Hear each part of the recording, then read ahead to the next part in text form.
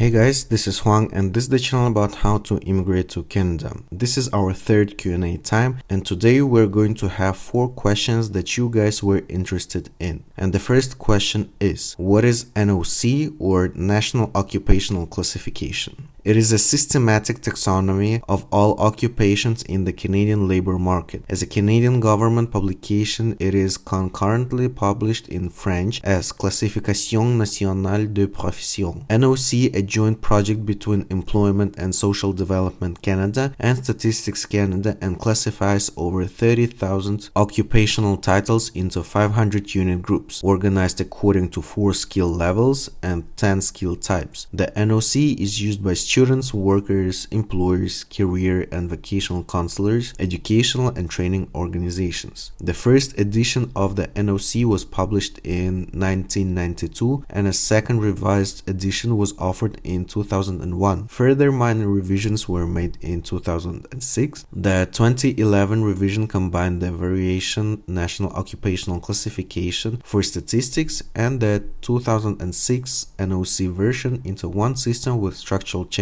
The 2016 version was a minor and the NOC content is now continually updated. However, its structure is set to be revised every 10 years. It is available online. The 2021 version will be structural revision. So the second question is, why aren't you using UK number? Simple reason is our team travels a lot around the world and we always moving from one part of the world to another, and for the convenience purposes we always update our phone number regarding to the country we're locating in. The last half of a year or more we spent in Vietnam, and that is why we were using Vietnamese phone number for communication with our partners and clients. At the moment we're doing businesses in Switzerland and Kazakhstan, and we're having 2 new phone numbers that we are going to use for communication purposes with you guys. We also update these phone numbers on our website. Please check them out if you need to talk to us. This is another reason why we prefer to communicate through email, as it will be much easier for you to send an email with all your questions. We will be more than happy to answer all of your questions.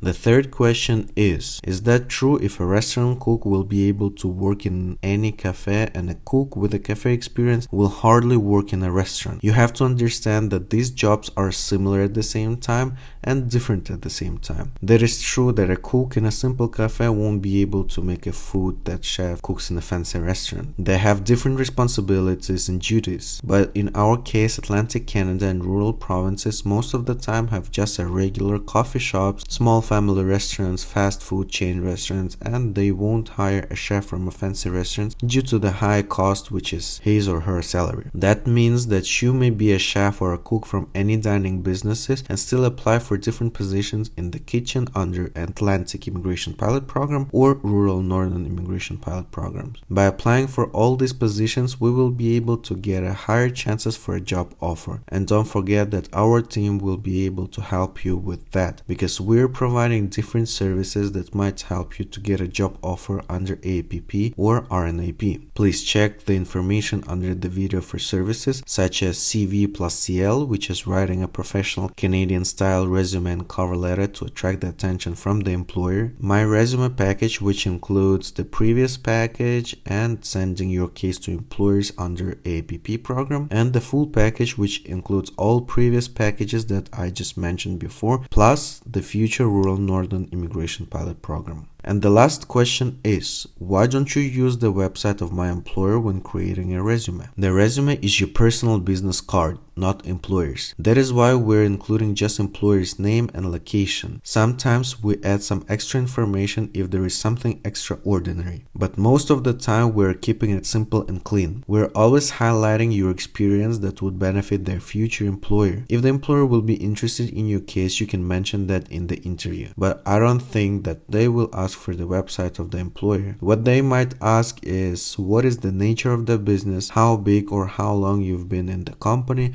and so on. In a very rare situations, HR manager is going to ask you for the website of your previous employer. So this is it for today. Just 4 short questions and answers that we found would be interesting for you guys. So if you have any questions, please drop us an email, WhatsApp us, Telegram, Instagram, and other social media platforms, we will be more than happy to answer in the next Q&A time. If you like this video, please subscribe to our channel, like this video, share with your friends and family. And this is it for today. There was a channel about how to immigrate to Canada. There was Juan, and I'll see you in the next video.